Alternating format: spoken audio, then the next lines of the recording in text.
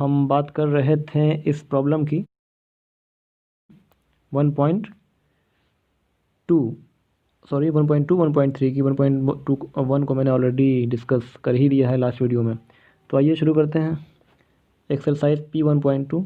तो ये सारे रिएक्टेंट्स हैं जिनके प्रोडक्ट्स मैंने यहाँ पर ड्रॉ स्केच किए हुए हैं। तो आप अगर आपने ऑलरेडी सॉल्व किया हुआ है तो आप अपने स्ट्रक्चर्स को इनसे कंपेयर कर लीजिए कि कहाँ पर गलती है आपकी। जहाँ तक मुझे लग रहा है कि कहाँ पर आप गलत हो सकते हैं, तो उन प्रॉब्लम्स को मैंने यहाँ पर हाईलाइट किया हुआ है ब्लू कलर से। जैसे 3 यहाँ पर हो गया और 1 यहाँ पर हो गया। तो आइए डिस्कस कर रहे हैं। यहाँ पे प्रॉब्लम थोड़ी सी अलग है कि एरो, एक कार्बन एरो के लेफ्ट हैंड साइड है और जो दूसरा कार्बन है वो एरो के नीचे बना हुआ है सभी एक्सरसाइज में। तो आपको ध्यान ये रखना है कि जो इनॉल या इनोलेट बनाएगा वो लेफ़्ट वाला बनाएगा, क्योंकि सबसे पहले इनॉल या इनोलेट का फॉर्मेशन होता है। जब यहाँ पर पहला स्टेप ख़त्म हो जाएगा, पहला स्टेप इनोल कंडेंसेशन रिएक्शन का नहीं, जब यहाँ से रिएक्शन की शुरुआत हो जाएगी उसके बाद जो इनोलेट बनेगा वो फिर से इस कार्बोनिल कार्बन के ऊपर अटैक करेगा। मतलब ये हुआ कि जो एरो के लेफ्ट हैंड साइड जितने भी सब्सटेंस हैं वो सारे इनोलेट का फॉर्मेशन करेंगे, न्यूक्लियोफाइल बनाएंगे, और जो एरो के नीचे जो सब्सटेंस बने हुए हैं वो सभी इलेक्ट्रोफाइल की तरह से बिहेव करेंगे पूरे रिएक्शन में। तो आइए बात करते हैं इस एक्सरसाइज की कि कहाँ पर परेशानी मुझे मतलब लग रहा है कि आप फील कर सकते हैं। जो बेस होगा इनोलेट बनाएगा इस कार्बोनिल कार्बन से, और इस कार्बोनिल कार्बन की जो अल्फ़ा कार्बन एटम है यहाँ पर, ये वाला और ये वाला, इनके पास एक एक हाइड्रोजन एटम प्रेजेंट है। तो यहाँ से जब प्रोटॉन निकलेगा जो नेगेटिव चार्ज होगा इस कार्बन के ऊपर वो अटैक करेगा इस कार्बन के ऊपर। तो यहाँ पर OH का फॉर्मेशन होगा। अब डिहाइड्रेशन के लिए इस कार्बन के पास और हाइड्रोजन एटम प्रेजेंट नहीं है, मतलब कि जो अल्फ़ा पोजीशन होगी इस कार्बोनिल ग्रुप के रिस्पेक्ट में जो अल्फ़ा पोजीशन होगी वहाँ पर कोई भी हाइड्रोजन एटम प्रेजेंट नहीं है। तो यहाँ से जो OH निकलने वाला रहा होगा उसके साथ यहाँ से कोई भी हाइड्रोजन नहीं निकल सकता है, इसीलिए वो जो नेक्स्ट कार्बन उसका होगा गामा कार्बन एटम, वहाँ से हाइड्रोजन का रिमूवल होगा और पाई बॉन्ड अल्फ़ा बीटा के बीच में बनने के बजाय बीटा और गामा के बीच में बनेगा। मतलब कि जो प्रोडक्ट का फॉर्मेशन हो रहा है वो beta gamma unsaturated carbon compound बन रहा है, alpha beta unsaturated carbon compound का फॉर्मेशन यहाँ पर नहीं हो रहा है। और इसका रीज़न मैंने आपको दे ही दिया है कि अल्फ़ा पोजीशन के ऊपर हाइड्रोजन एटम प्रेजेंट नहीं है कि वो OH के साथ डिहाइड्रेट हो जाए।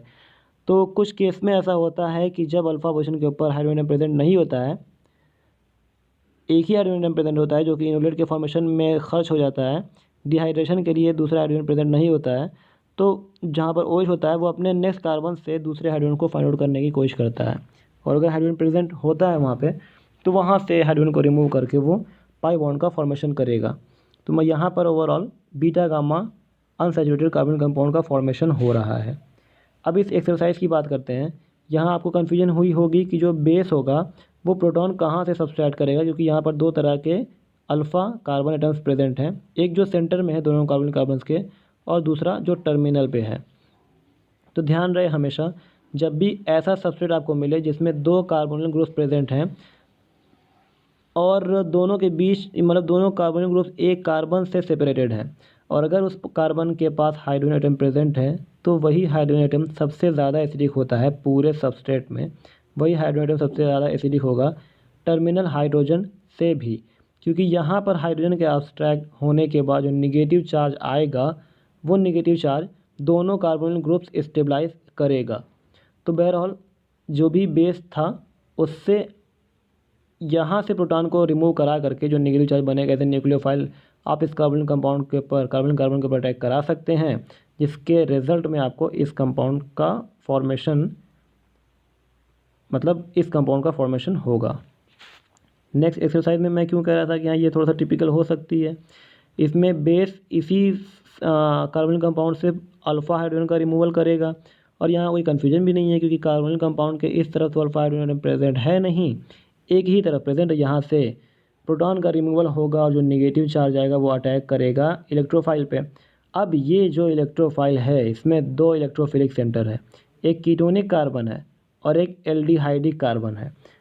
तो आप इस नेगेटिव चार्ज का अटैक कहाँ पर कराएंगे, आप इस कार्बन ग्रुप के ऊपर कराएंगे मतलब कीटोनिक कार्बन के ऊपर, या फिर इस नेगेटिव चार्ज का जो अटैक होगा वो आप इस एल्डिहाइडिक कार्बन के ऊपर कराएंगे।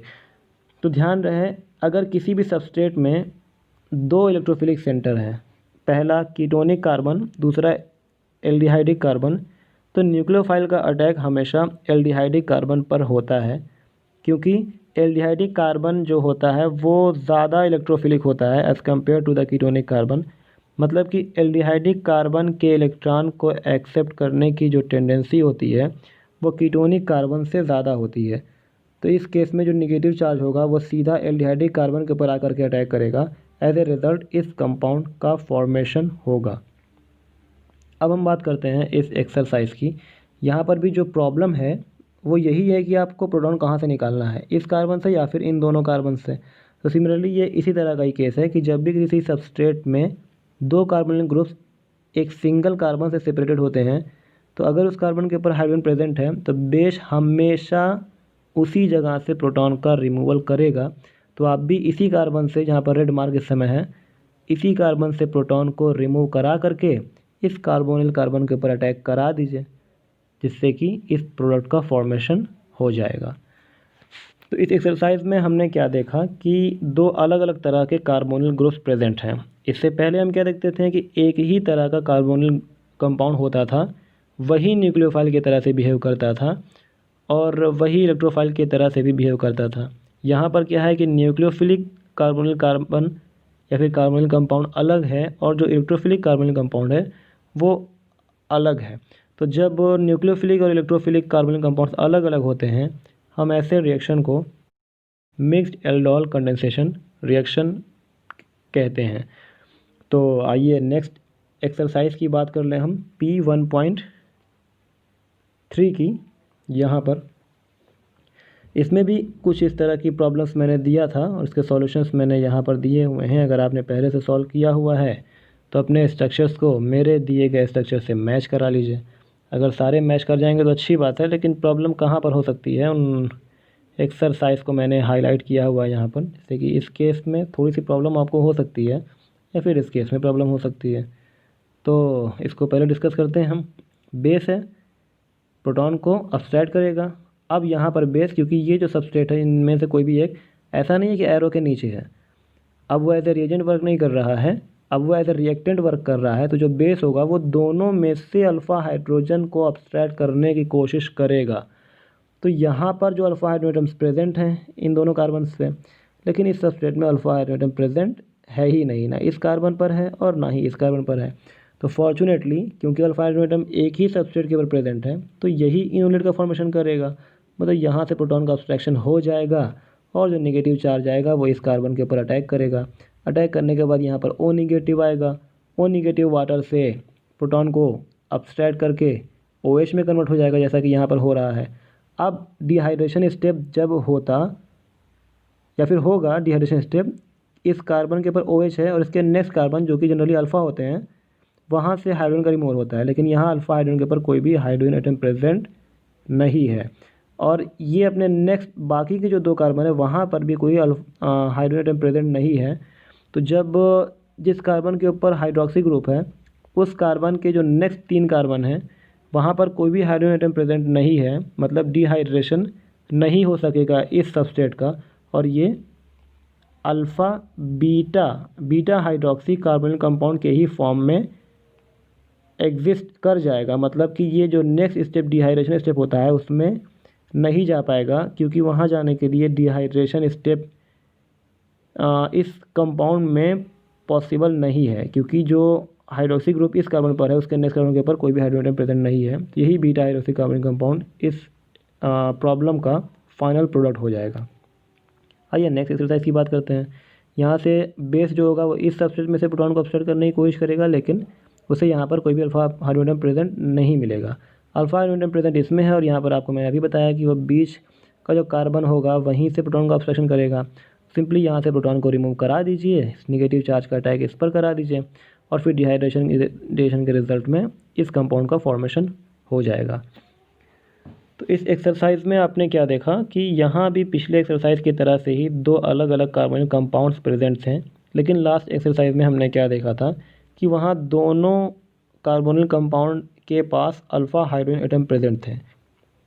वो बात अलग है कि लास्ट एक्सरसाइज में एक कार्बोनिल कंपाउंड एरो के नीचे रखा हुआ था, मतलब उससे आप इनोलेट का फॉर्मेशन नहीं कर सकते थे।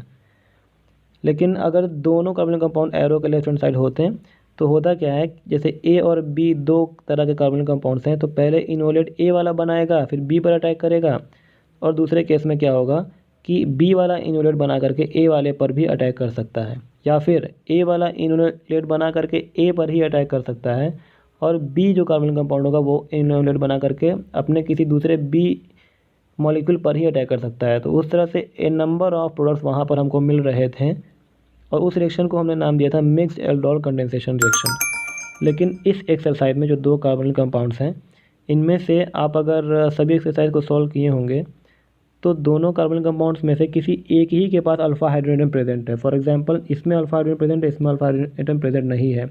उसी तरह से इस एक्सरसाइज की अगर हम बात करें तो इसमें अल्फा हाइड्रोजन प्रेजेंट नहीं है और इसमें अल्फा हाइड्रोजन प्रेजेंट है। सिमिलरली इसमें अल्फा हाइड्रोजन प्रेजेंट है और इसमें अल्फा हाइड्रोजन प्रेजेंट नहीं है। मतलब कि किसी एक सबस्ट्रेट में एक रिएक्टेंट में अल्फा हाइड्रोजन है, दूसरे रिएक्टेंट में अल्फा हाइड्रोजन प्रेजेंट नहीं है। इसमें एक ही जो रिएक्टेंट है जिसके पास अल्फा हाइड्रोजन प्रेजेंट है वही इनोलेट का फॉर्मेशन कर सकता है और दूसरा इनोलेट का फॉर्मेशन नहीं कर सकता है, वो सिर्फ एज इलेक्ट्रोफाइल की तरह से बिहेव करेगा। तो अगर ऐसी कंडीशन है कि कार्बोनिल कंपाउंड दो अलग अलग तो हैं, लेकिन एक के पास अल्फा हाइड्रोजन एटम है, दूसरे के पास अल्फा हाइड्रोजन एटम नहीं है, तो हम ऐसे रिएक्शन को क्लेजेंट श्मिट रिएक्शन कहते हैं। ध्यान रहे, क्लेजेंट श्मिट रिएक्शन और मिक्स एल्डोल कंडेंसेशन रिएक्शन में फ़र्क सिर्फ इतना ही है कि दोनों में कार्बोनिल ग्रुप्स दो अलग अलग तरह के होते हैं। लेकिन मिक्स एल्डोल कंडेंसेशन रिएक्शन तब कहेंगे जब दोनों के पास अल्फा हाइड्रोजन प्रेजेंट होगा, और क्लेजेंट श्मिट रिएक्शन तब कहेंगे जब दोनों में से किसी एक के पास अल्फा हाइड्रोजन प्रेजेंट होगा और दूसरे के पास अल्फा हाइड्रोजन एटम प्रेजेंट नहीं होगा। तो ये एक सीरीज़ थी रिएक्शंस के डिस्कवरी की। सबसे पहले एल्डोल की खोज हुई, जिसमें एक ही तरह के कार्बोनिल कंपाउंड में एल्डोल रिएक्शन कराया गया। अब लोगों ने सोचा था कि लाओ कार्बोनिल कंपाउंड को चेंज करके देखा जाए। तो जब चेंज करके देखा गया तो कभी ये वाला इनोलेट बना करके दूसरे पर अटैक कर रहा था, कभी वो वाला इनोलेट बना करके पहले पर अटैक कर रहा था। तो ए नंबर ऑफ प्रोडक्ट्स वहाँ बन रहे थे, जिसे मिक्स्ड एल्डोल कंडेंसेशन रिएक्शन का नाम दिया गया। तो क्योंकि नंबर ऑफ प्रोडक्ट्स काफ़ी ज़्यादा बन रहे थे, उन्हें कम करने के लिए लोगों ने सोचा कि एक कार्बन के पास से अल्फा हाइड्रोजन को रिमूव कर दिया जाए, जो कि क्लेजेंट श्मिट रिएक्शन के नाम से जाना जाता है। मतलब एक कार्बन कंपाउंड के पास अल्फा हाइड्रोजन प्रेजेंट होगा ही नहीं और दूसरे कार्बन कंपाउंड के पास अल्फा हाइड्रोजन एटम प्रेजेंट होगा, वही इनोलेट बनाएगा और वह न्यूक्लियोफाइल बिहेव करेगा, और दूसरा वाला जिसके पास अल्फा हाइड्रोजन एटम प्रेजेंट नहीं है इलेक्ट्रोफाइल की तरह से बिहेव करेगा, और इस रिएक्शन को क्लेजेंट श्मिट रिएक्शन कहते हैं। तो ये प्रॉब्लम 1.3 भी सॉल्व हो गई है। और लास्ट वीडियो में मैंने एक और प्रॉब्लम आपको दिया था 1.3 के 5 अलग अलग क्वेश्चंस, जिन्हें मैंने नाम दिया था एल्डोल कंडेंसेशन की। ये वेरिएंट्स हैं। वेरिएंट्स क्यों कहेंगे ये हम नेक्स्ट एक्सरसाइज में देखेंगे। जब तक आपको इतनी अंडरस्टैंडिंग हो ही गई है कि अगर कोई कार्बोनिल कंपाउंड होगा, अगर उसका रिएक्शन बेस से हो रहा है तो बेस क्या काम करेगा वहाँ पर। जाहिर सी बात है कि उसके अल्फ़ा हाइड्रोजन एटम को अपसाइड करने की कोशिश करेगा सब में से। तो आप एक बार इस प्रॉब्लम को ट्राई करें, और ट्राई करने के बाद ही मेरी नेक्स्ट वीडियो को देखें, तो अंडरस्टैंडिंग काफ़ी अच्छी बनेगी। Thanks for watching.